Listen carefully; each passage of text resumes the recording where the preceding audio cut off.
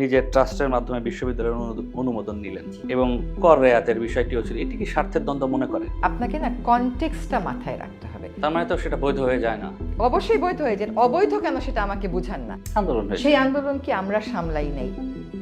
সেই আন্দোলন কি আপনি সামলে দিয়েছেন? সেই শক্তির একটা পার্ট এখন হচ্ছে বিরোধী। আমরা সেই কাজটা করতে পেরেছি, তাদেরকে আমরা মেইন স্ট্রিম হতে দেই নাই। তাহলে আপনিও তো প্রশ্ন করতেছেন, আপনাকে তো গ্রেফতার করা হয়। কত টাকা দেশের বাইরে পাঠিয়েছে? ও, আমি কত টাকা পাঠিয়েছি তো আমি যাই। অন্তর্বর্তীকালীন সরকারের উপদেষ্টা হবার আগে পরিবেশবিদ হিসেবে সরকারের বিভিন্ন সময়ে নানা ইস্যুতে নানা ভুল সিদ্ধান্তে আপনি সরব ছিলেন। একই সাথে অন্তর্বর্তীকালীন সরকারের দায়িত্ব পেলেন একই জায়গায় পরিবেশে।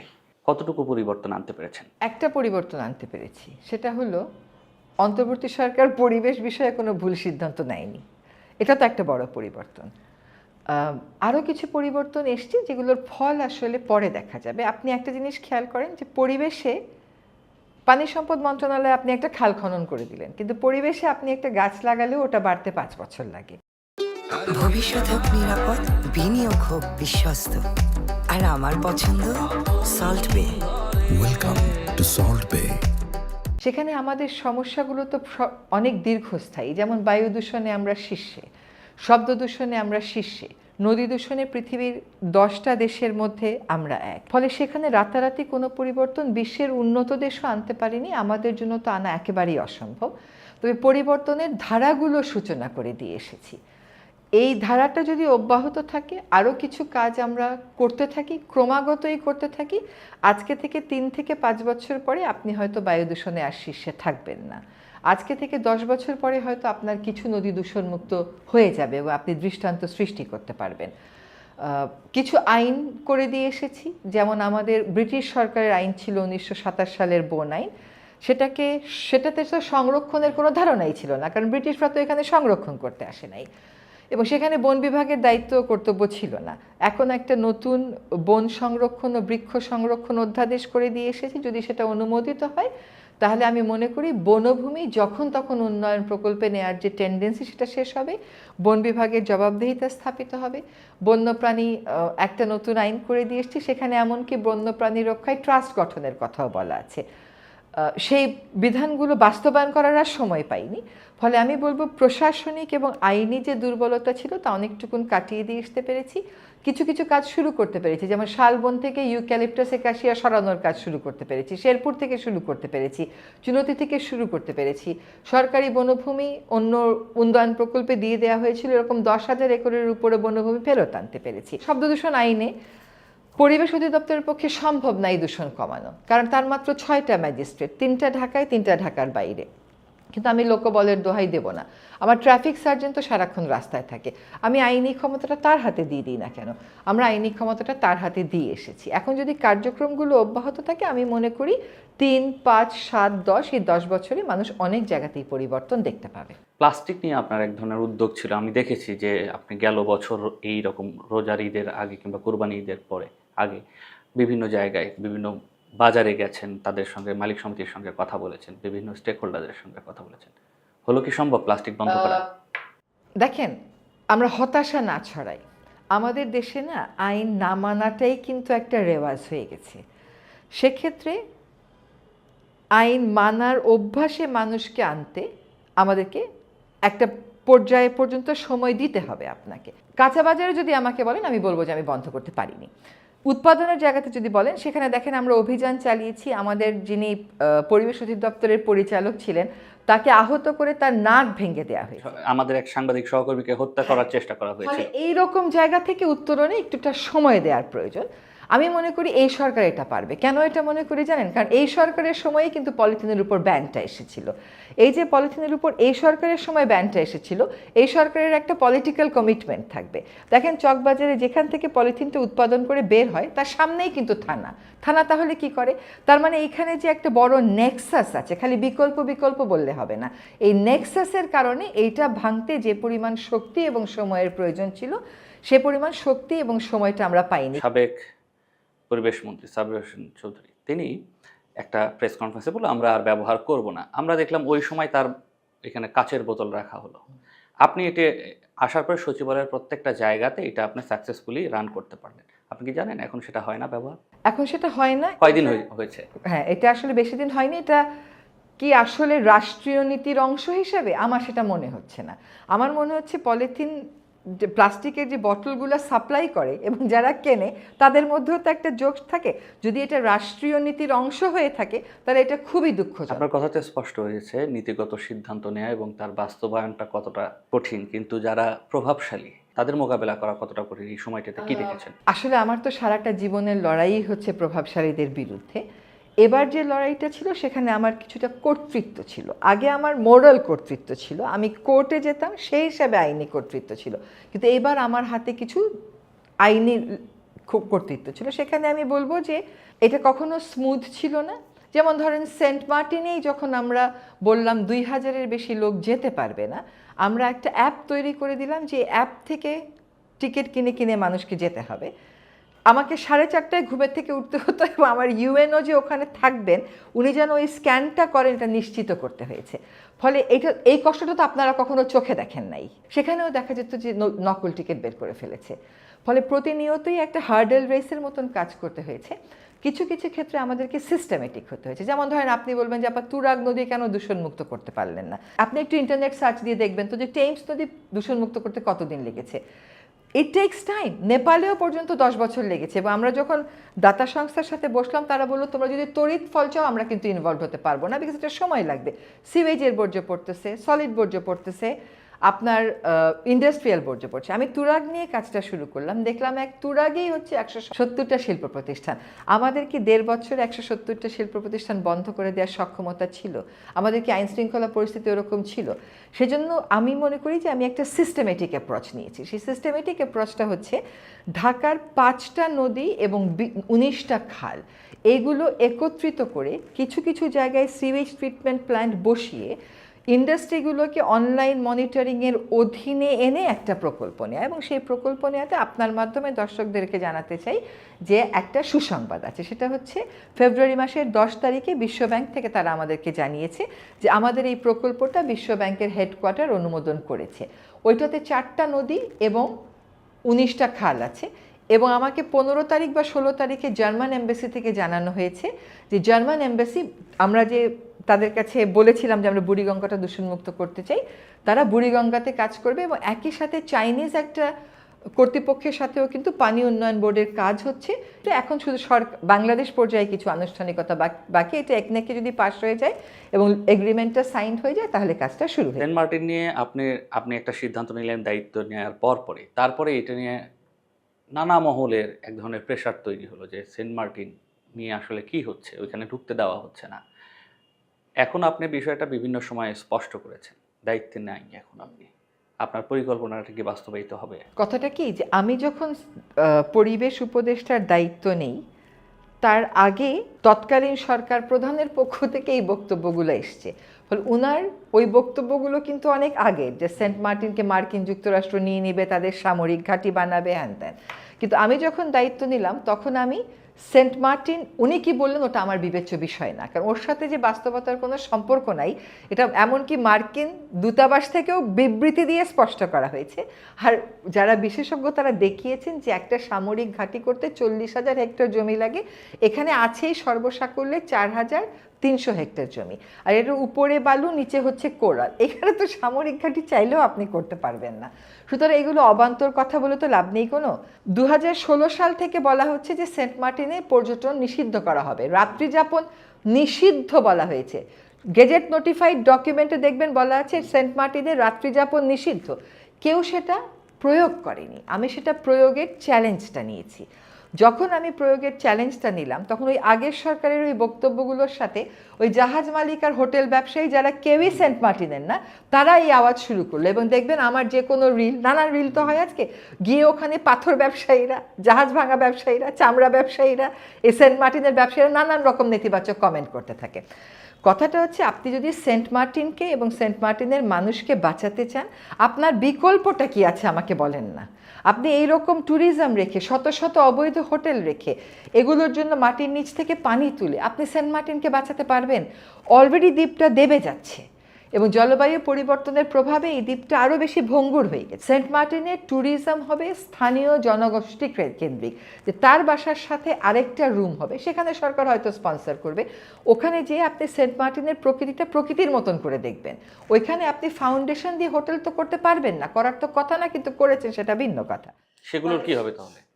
সেগুলো তো আমি বেলায় থাকতেই মামলা করে গেছিলাম, কিন্তু আমি যেহেতু উপদেষ্টা, মামলার রায়টাও আমার, এটা যদি আমি সরাসরি সেখানে হস্তক্ষেপ করি এটা ঠিক হতো না। স্বার্থের দ্বন্দ্বের কথা বলছিলেন, তো অন্তর্বর্তীকালীন সরকার যিনি প্রধান ছিলেন তিনি তার নিজের ট্রাস্টের মাধ্যমে বিশ্ববিদ্যালয়ের অনুমোদন নিলেন এবং কর রেয়াতের বিষয়টিও ছিল। এটি কি স্বার্থের দ্বন্দ্ব মনে করেন? আমি এটা কেন স্বার্থের দ্বন্দ্ব মনে করি না, এটা আমি আপনাকে বুঝিয়ে বলি। আপনাকে না কনটেক্সটটা মাথায় রাখতে হবে। এই বিশ্ববিদ্যালয়ের আবেদনটা কবে করা হয়েছিল, জমিটা কবে কেনা হয়েছিল, এই এত বছরে এত বিশ্ববিদ্যালয় অনুমোদন পেল, এই বিশ্ববিদ্যালয়টা অনুমোদন পেল না। বেলা থেকে আপনি অনেক আগেই রেফারেন্স হিসেবে বলি যে আপনি যে উদ্যোগটা নিয়েছিলেন সেটা আপনি বলছিলেন যে আপনি দায়িত্ব গ্রহণের পর ওই লাইনে যান নাই, কারণ সেটা মনে হবে যে হচ্ছে আপনি স্বার্থে কর। তো এই স্বার্থের দ্বন্দ্ব যখন আপনি বুঝতেছেন তাহলে এইখানে ওইটার সাথে এটা তফাৎ আছে। এটা হচ্ছে একটা আইন, যেটা গেজেট নোটিফিকেশন যেটা আছে সেটা দেখে দেখে আমি এটা করেছি। সেন্ট মার্টিনে যদি আমি এখন হোটেলগুলো ভাঙতে যেতাম, আমার কি সেই আইন শৃঙ্খলার পরিস্থিতি ছিল? সেখানে যে ক্যাওয়াসটা হতো, সেই ক্যাওয়াসটাকে আমি কন্টেইন করতে পারতাম? তখন বলা হতো তিনি জিঘাংসামূলক হয়ে এই কাজটা করতেছেন। বিশ্ববিদ্যালয়ের সাথে কি জিঘাংসার কোনো সম্পর্ক আছে? সম্পর্ক নেই। তো এই বিশ্ববিদ্যালয়ের আবেদনটা কবে করা হয়েছিল? এত বিশ্ববিদ্যালয় অনুমোদন পেল, এই বিশ্ববিদ্যালয়টা কেন অনুমোদন পেল না? কারণ সেখানে একটা বিদ্বেষ কাজ করেছিল। এখন সেই বিদ্বেষের এলিমেন্টটা নেই, সকল আনুষ্ঠানিকতা সম্পন্ন করে কাগজপত্র যাচাই বাছাই করে বিশ্ববিদ্যালয়ের অনুমোদনটা দেওয়া হয়েছে। এটা থেকে এর মধ্যে কেন আপনি স্বার্থের দ্বন্দ্ব দেখছেন আমাকে বলেন? কর রেয়াতের কথা বলছিলাম। ট্যাক্স এক্সামশন আপনি একটু ঘেটে দেখেন তো, ট্যাক্স এক্সামশনটা কি নতুন করে আনা কিছু? যখন একটা ব্যাংক সৃষ্টি হয়েছে তখন থেকে তো ট্যাক্স এক্সামশনটা ছিল এটা আমার জানা মতে 2020 সাল পর্যন্ত। তারপরে এটা হঠাৎ করে কেন চলে গেল? এটা বিদ্বেষের কারণে চলে গেছে। এটাকে এইভাবে দেখানো কেন জানেন? এদেশের সকল গ্রহণযোগ্য মানুষকে বিতর্কিত করে ফেলা আমাদের একটা ট্রেন্ড হয়ে যায়। কিংবা ক্ষমতার অপব্যবহারের অভিজ্ঞতাও তো আমাদের আছে। যদি আপনি অপব্যবহার দেখাতে পারেন যে এইটা 2024-এ আবেদন করে 24-এ নেওয়া হয়েছে, তা তো না ভাই।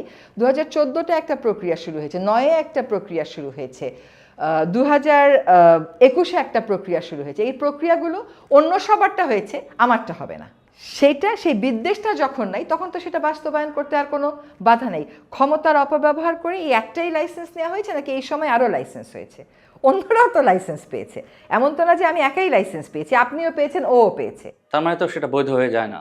অবশ্যই বৈধ হয়ে যায়। অবৈধ কেন সেটা আমাকে বুঝান না, যে আপনি এই কাগজটা দিতে পারেন নাই তারপরে আপনাকে অনুমোদন দিয়েছে, আইনসিদ্ধভাবে আপনি পারেন না তারপরে আপনাকে অনুমোদন দিয়েছে, এমন কোনো এলিমেন্টই এখানে নেই। এটা আমি আপনাকে নিশ্চিত করে বলছি। বড় একটা নির্বাচন গেল, যেটি বলা হচ্ছে 91 নির্বাচনের চেয়েও ভালো একটি নির্বাচন উদাহরণ হিসেবে সামনে আনা হচ্ছে। আপনাদেরকে সবাই এটার জন্য প্রশংসাও করছে, কিন্তু ভিতরে আরেকটি কথাও আছে যে উপদেষ্টাদের কেউ কেউ এই নির্বাচন পেছানোর এক ধরনের চেষ্টাই ছিল, কিংবা নির্বাচন এই সময়ে হোক সেটি চায়নি।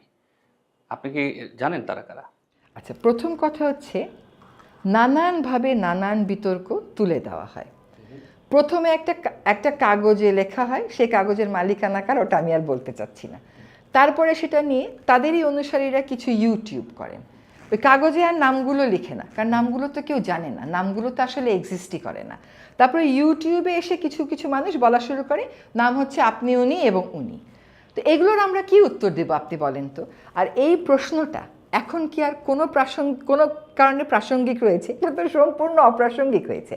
যদি আপনি কোনো একটা উপদেষ্টার কথায় আপনার মনে হয়ে থাকে যে ওই উপদেষ্টার ওই কথাটাতে আমার মনে হয়েছে যে এই উপদেষ্টা নির্বাচন পিছাতে চায়, তাহলে আপনি বলতে পারেন। এরকম কোনো কথাও তো কেউ বলতে পারছে না। কিচেন ক্যাবিনেটের কথা বলা হচ্ছে। কিচেন ক্যাবিনেটটা একটা সিদ্ধ জিনিস, যেমন একটা বড় প্রসেস। এখন ধরেন একটা মন্ত্রিসভা হয়েছে 49 জন এবং 10 জন, সব বিষয়ে তো এত বড় গ্রুপে কথা বলা হবে না, কিছু কিছু বিষয়ে ছোট ছোট কিছু গ্রুপে কথা বলা হবে। সেটাকেই হয়তো কিচেন ক্যাবিনেট হিসেবে বলার চেষ্টা করা হচ্ছে। একজন উপদেষ্টার এই বক্তব্যটা আমি শুনেছি, কিন্তু উনি আবার বলেছেন যে উনি ওরকম কোনো মিটিংয়ে কখনো যাননি, কাজে উনি বলতে পারেন না যে ওই রকম মিটিং ওখানে কারা ছিল। তো এটা খুব একটা ভেগ কথা হলো না? এটা আমার মনে হয় যে আরেকটু দায়িত্ব নিয়ে বা একটু স্পষ্ট করে বললে হয়তো ভালো হতো।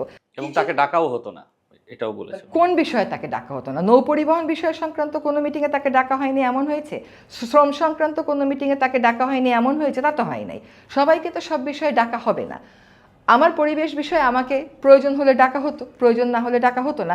বিষয়টা কি এইরকম যে হচ্ছে কিছু উপদেষ্টা যারা হচ্ছে সকল সিদ্ধান্তেই থাকতেন, আর কিছু উপদেষ্টা আছেন যারা তাদের মন্ত্রণালয়ের সিদ্ধান্তগুলোতে, তাদের এরিয়ার সিদ্ধান্তগুলোতেই থাকতো, এটাকে কি কিচেন ক্যাবিনেট বলা হচ্ছে, যারা সমস্ত মিটিংয়েই থাকতো? আইন নীতি পলিসি সংক্রান্ত সকল সিদ্ধান্তই কিন্তু আসলে ক্যাবিনেটে হতো, কাজে সেখানে সকলেই থাকতো। মন্ত্রণালয় সংক্রান্ত মিটিংগুলোতে তেমন আসলে মন্ত্রণালয় স্পেসিফিক খুব বেশি মিটিং হতো না, সেখানে হয়তো আমরা থাকতাম। আপনি হয়তো এইটুকুন বলতে পারেন যে কোঅর্ডিনেশনটা কুড বি বেটার, কিন্তু এইটা যদি বলে দেওয়া হয় যে মূল সিদ্ধান্তগুলো ছোট একটা গ্রুপ নিত, তাহলে কিন্তু স্পষ্ট করতে হবে যে মূল সিদ্ধান্তগুলো কোনগুলো ছিল। তবে এটা ঠিক কোনো কোনো বিষয়ে হয়তো কারোর উপর একটু বেশি ভরসা করা হতো, হয়তো তাদেরকে আলোচনা করা হতো, কিন্তু কিচেন ক্যাবিনেটের সিদ্ধান্ত হতো, এই সিদ্ধান্ত মূল ক্যাবিনেট জানতো না। আমার ভাই এই জাতীয় কোনো অভিজ্ঞতা হয়নি। বরং ইলেকশন সংক্রান্ত যে কোনো আলোচনাতে, ধরেন ইলেকশন কমিশন একটা ল প্লেস করতে চাচ্ছে, দেখতাম যে উনি আসলে সবসময় ফ্লোর অকিউপাই করে রাখতেন, এবং ওনার অনেক আলোচনাতে কিন্তু আমরা অনেক ঋদ্ধ হয়েছি। কিন্তু উনি বলেছে যে নির্বাচন কিংবা নির্বাচন রিলেটেড কোনো আলোচনা, নির্বাচন রিলেটেড কোনো আলোচনা কোনো উপদেষ্টাই করবে না। নির্বাচন রিলেটেড যাবতীয় কাজ করবে ইলেকশন কমিশন। ইলেকশন কমিশন একবার একটা বিজ্ঞপ্তি দিয়ে দিল হ্যাঁ ভোট প্রচারণা সংক্রান্ত, যখন আমরা সবাই হ্যাঁ ভোটের পক্ষে অবস্থান নিলাম এবং প্রচারণা শুরু করলাম, এমনকি ইলেকশন কমিশন সম্পূর্ণ স্বাধীনভাবে ওই নিষেধাজ্ঞাও আমাদের উপর দিয়ে দিল। তাহলে তো সেখানে আরেকটা প্রশ্ন আসে, তাহলে উপদেষ্টারা যে এতদিন প্রচারণা করলো হা ভোটের পিছনে, তার কিসের বেসিসে? না, উপদেষ্টারা প্রচারণা কেন করতে পারে এটা আমরা বলে বুঝিয়েছি, কারণ বিশ্বের অনেক দেশেই সরকারগুলো যখন একটা গণভোট হয় সেটার পক্ষে অবস্থান নেয়, এটা নিয়ে খামোখা জলঘোলা করার কোনো সুযোগ নেই। দ্বিতীয়ত হচ্ছে আমরা যেটি দেখলাম যে আপনারা যখন 5 আগস্টের পর আপনারা ক্ষমতায় আসলেন, 8 আগস্টে, তারপর সবচেয়ে বড় চ্যালেঞ্জ ছিল মব সারা দেশে বিভিন্ন ফরম্যাটে। এর মধ্যে যেটি আসলো, মাজার আসলো, বাউলদের ওপর নির্যাতন আসলো, নারীদের নিয়ে নানা ধরনের কটূক্তি করা শুরু হলো। ওই সময় আপনারা কিভাবে ট্যাকেল করেছেন, আসলে কি ছিল আপনার? ভাই ওই সময়টা না খুব স্ট্রেসফুল গেছে আমাদের জন্য। ফার্স্ট হচ্ছে কি, মানে 5 তারিখে তো আগে সরকার প্রধান চলে গেলেন পালিয়ে, তারপরে যে দায়িত্ব আমাদের উপর আসতে পারে এটাও তো আমরা জানতাম না। আমি আপনাকে বলি, 8 তারিখে সন্ধ্যা 6টা 10-এ আমি আমার কম্পিউটারে বসে বেলার জন্য একটা পিটিশন ড্রাফট করছি। আমি 6টা 10-এ আমার মনে আছে, কারণ নামাজের সময় ঠিক 6টা 15 কি 17-তে আমার কাছে একটা ফোন আসলো যে আপনাকে আসতে হবে। সো আমরা কেউই তো নিজেদের প্রতিষ্ঠানও গুছিয়ে যাওয়ার সুযোগটা পাইনি। দেখেন, এইগুলো আমরা যারা অন্তর্বর্তী সরকারে ছিলাম, আমাদের সারা জীবনের স্ট্যান্ডের এগেইনস্টে এই কাজগুলো হচ্ছিল, ফলে আমাদের জন্য এগুলা এক্সট্রা প্রেশার ছিল, এক্সট্রা স্ট্রেস ছিল। একদিকে হচ্ছে মূল্যবোধের চাপ, যেটা আমরা নিজেরা ধারণ করি, আরেকদিকে হচ্ছে বিদ্রোহের বা বিশৃঙ্খলার চাপ। এই দুটোকে আমাদের ব্যালেন্স করে পরিস্থিতিগুলো নিয়ন্ত্রণে আনতে হয়েছে। আপনি নারীদের ব্যাপারে কটূক্তি বলবেন, আমি আমার 31 বছরের কর্মজীবনে, মানে 2024-এর অগস্ট পর্যন্ত বলছি, এইরকম নারী বিদ্বেষী বক্তব্য শুনিনি। এখন দেখবেন আমার যে কোনো রিলের নিচে কত জঘন্য ভাষায়, শুধুমাত্র আমি নারী হওয়াতে আমাকে ওভাবে অ্যাটাক করে কথা বলে। সমাজে যে এরকম একটা গোষ্ঠী আছে যারা নারীর সমান অধিকারের বিরুদ্ধে সবসময়ই কথা বলে, এটা আমরা ভুলে গেলে চলবে না। এই গোষ্ঠী কিন্তু এমন না যে নতুন করে উত্থান হয়েছে। আপনি 1/11 সরকারের কথা মনে করেন, তত্ত্বাবধায়ক সরকার, তার আগেও কিন্তু মনে আছে যে এর আগের বিএনপি সরকারের সময় নারী নীতিই গোপনে বদলে দেওয়া হয়েছিল। সো এই শক্তি কিন্তু সবসময় সমাজে আছে। আমাদের সময় যেটা হয়েছিল যে তারা বিশৃঙ্খলা করেছিল, এবং এক পর্যায়ে কিন্তু তারা ক্ষমা চেয়েছে। যখন নারী নেতৃবৃন্দ চিঠি লিখেছে, লিগ্যাল নোটিশ দিয়েছে, এবং সরকারও তাদের সাথে কথা বলেছে, সে পর্যায়ে কিন্তু তারা ক্ষমা চেয়েছে। কারণ ক্ষমার ভাষা গ্রহণযোগ্য কি গ্রহণযোগ্য না সেটা ভিন্ন কথা। একটা জিনিস মনে রাখতে হবে যে অন্তর্বর্তী সরকারের সাথে নারীবাদের কোনো বিরোধ নাই। নারী বিরোধী যে শক্তিটা আছে সেটা অনেক বেশি উগ্রভাবে মাথাচাড়া দিয়ে উঠেছিল। আমরা নারী সংস্কার কমিশনের রিপোর্ট তো গ্রহণ করেইছি, আমাদের যদিও সময় খুব কম ছিল, তারপরেও আসলে পারিবারিক ক্ষেত্রে নারীর উপর যে সহিংসতা হয়, কর্মক্ষেত্রে যে সহিংসতা হয়, সেটার ব্যাপারে দুটো আলাদা করে আইন করে নিয়েছি। এখন যদি হয় যে সম্পত্তিতে নারীর সমান অধিকার, এইটা আসলে একটা পলিটিক্যাল কনসেনসাস বিল্ডিং এর বিষয়। অন্তর্বর্তীকালীন সরকার কোনোভাবে উগ্রবাদী যারা আছেন তাদেরকে সুযোগ দিচ্ছেন কিনা, তার বড় কয়েকটি উদাহরণও তারা আনতে চান, কিংবা ওই সময় আপনিও জানেন আসছে যে জেল থেকে অনেক জঙ্গি ছাড়া পেয়ে গেছে, যারা একদমই উগ্রবাদী যাদের চিহ্নিত তাদেরকে ছেড়ে দেওয়া হয়েছে, তারা মাঠে ঘোরাফেরা করতে পারছে। আমাদের উপর চাপের আসলে কোনো শেষ ছিল না, কিন্তু কথা হচ্ছে কি জানেন, আমাকে একটা প্রশ্নের উত্তর দেন তো, অন্তর্বর্তী সরকারের কি লাভ উগ্রবাদীদের সাথে সখ্যতা করে? একটা লাভ দেখাতে হবে তো। অন্তর্বর্তীকালীন সরকারের কোন উপদেষ্টাটা তার জীবনের কোনো কর্মকাণ্ডে এটা বুঝিয়েছে যে আমরা না আসলে উগ্রবাদের পক্ষে? এটা তো না, এটা নানা ওই যে রাজনৈতিক ব্যাখ্যা হয়তো নানান রকম ব্যাখ্যা খুব সহজেই টেনে ফেলা যায়। ফলে এটা সত্য কথা যে অনেককে আটকিয়ে রাখা যায়নি, তার কারণ হচ্ছে যেমন শীর্ষ সন্ত্রাসী, এটা কেবল কিন্তু উগ্রবাদীদের ক্ষেত্রে প্রযোজ্য না, শীর্ষ কিছু সন্ত্রাসীও মুক্তি পেয়ে গেছে। এটা নিয়েও আমরা মিটিং করেছি, কথা বলেছি যে এখন এটার ফলটা কি হবে। আইন শৃঙ্খলার তো এমনিতেই এত নাজুক অবস্থা, ফলে সেখানেও কিন্তু পরবর্তীতে আমরা ব্যবস্থা নিয়েছি। একটা শক্তি আছে, সেই শক্তি এর আগেও নারী নীতি বদলে দিয়েছে। হ্যাঁ, সেই শক্তি আমাদের সময়ে কোনো নীতি বদলাতে পেরেছে যেটা নারী শক্তির একটা পার্ট এখন, সেই শক্তির একটা পার্ট, সেটা সেই শক্তির একটা পার্ট যদি বিরোধী দল হয়েও থাকে, আমার এবং আপনার কাজ হবে তাদের রাজনীতির যেটুকুন অংশ নারীবাদের, নারীর ক্ষমতায়নের, নারীর সমান অংশগ্রহণের বিরুদ্ধে, সেইটুকুন নিয়ে কাজ করা। কখনো যেন এই জাতীয় শক্তি মেইন স্ট্রিম না হতে পারে, আমরা সেই কাজটা করতে পেরেছি। তাদেরকে আমরা মেইন স্ট্রিম হতে দেই। মাননীয় রাষ্ট্রপতি শাহাবুদ্দিন থাকুক, উনি এটি অন্তর্বর্তীকালীন সরকার চায়নি, এরকম কি? অনেক ক্ষেত্রে সরকার হয়ে অনেক বিষয়ে আমরা কথা বলতে পারি নাই, বা এখনও সেটা বলা উচিত না। কারণ হচ্ছে কি, আমরা একটা শপথ নিয়েছি যেখানে কিছু গোপনীয়তার শপথ আমাদের আছে। আপনি কি দেখেন নাই যে রাষ্ট্রপতির পদত্যাগ চেয়ে সড়কে আন্দোলন হয়েছে? আন্দোলন হয়েছে। সেই আন্দোলন কি আমরা সামলাই নাই? সেই আন্দোলন কি আপনি সামলে দিয়েছিলেন? ওটা তো আমাদেরকেই সামলাতে হয়েছে। যারা পদত্যাগ চায় তাদের সাথে তো আমাদেরকে কথা বলতে হয়েছে, যেটা রাস্তার কথা, যে মানে আন্দোলনের কথা, প্রতিবাদের কথা, যে উনাকে তো মনোনয়ন দিয়েছে এমন একটা পার্লামেন্ট, যে পার্লামেন্টের নেতারাই ভেঙে চলে গেছে, যে পার্লামেন্টে নির্বাচনের মাধ্যমে পার্লামেন্ট হয় নাই, সেখানে উনাকে যে মনোনয়ন দেয়া হলো, কেন এটা সিদ্ধ হবে? এটা হচ্ছে যারা প্রতিবাদ করে তাদের ভাষা। সংবিধানের ভাষা তো তা না। সংবিধান মেনে তো আর গণ আন্দোলন হয় না। সংবিধান মেনে আপনারা ক্ষমতা নিয়েছিলেন, সংবিধান। একটা কথা শুনেন, সংবিধান মেনে আমরা নিয়েছি এবং আমরা যতটুকুন সম্ভব সাংবিধানিক যতটুকুন সম্ভব ধারাবাহিকতা রেখেছি। তাহলে এই প্রশ্ন এখন অপ্রাসঙ্গিক যে আমরা চাইনি। আমরা যদি চাইতাম তাহলে অনেক কিছু হতে পারত, কিন্তু আমরা এখানে রাজনৈতিক দলগুলো কি চায় সেটা বুঝবার চেষ্টা করেছি, প্রতিবাদী শক্তিও কি চায় সেটাও বুঝবার চেষ্টা করেছি। কিন্তু আমরা চাইনি যে এমন একটা ক্রাইসিসে আমরা যাই যেটা এক্সিস্টিং ক্রাইসিসটাতে আর একটা কিছু পয়েন্ট আমাদের, সেটা মিনিমাইজ করার পার্ট হিসেবে কি আপনারা ওই যে রাষ্ট্রপতির ছবি নামিয়ে ফেলা বিভিন্ন এমবেসি থেকে, প্রতিষ্ঠান থেকে, এটা অংশ ছিল? এটা তো উনি বলেন, কিন্তু উনি তো নাম বলেন না। মানে আমাদের বিরুদ্ধে যেহেতু আর কোনো বদনামি দেখাতে পারছে না, ঘুরে ফিরে এই সমস্ত বিতর্ক, এটা বিতর্কেরই বা কি আছে?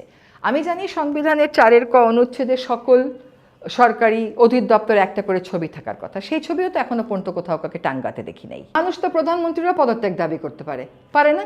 আমি বলতে পারি না আমি এই মন্ত্রীর পদত্যাগ চাই, আমি প্রধানমন্ত্রী মানি না, প্রধান উপদেষ্টা মানি না, আমরা বলিনি।